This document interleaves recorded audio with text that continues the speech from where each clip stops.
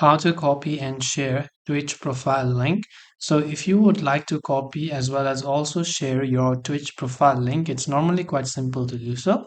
All you have to do is simply open your browser and just go to twitch.tv and make sure to log into your account.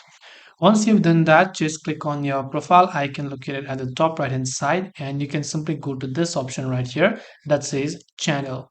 Once you go to channel, you'll be taken to your channel, right? So if it is your channel page that you would like to share, at the very top you can see this certain URL, which is twitch.tv/ followed by your username.